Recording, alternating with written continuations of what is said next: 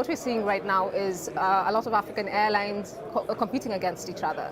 And that has a detrimental effect on the airlines, and it prevents further growth. There's a lot of opportunity in the continent, a lot of untapped market.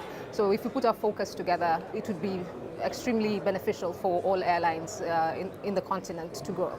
And it's also very important because if there's no collaboration, then we leave the space wide open for other international carriers to take up that space. So it's very important, and especially for the smaller airlines. In terms of routes, as I mentioned, we operate very similar routes.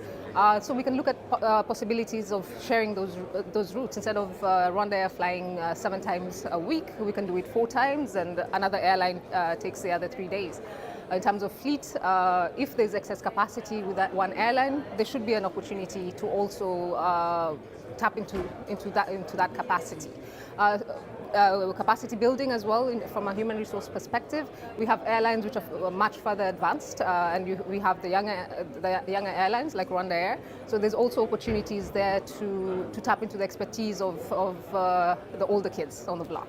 We do need to put the bigger picture first.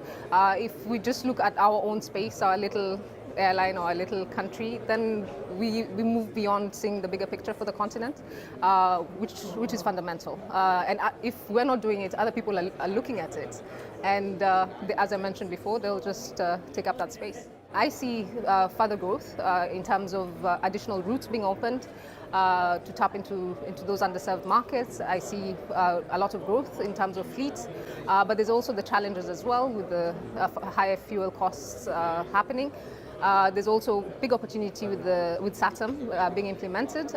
We're very optimistic that will really open up the skies. This time around, we'll actually have open skies. So that will really help the future of aviation within the continent.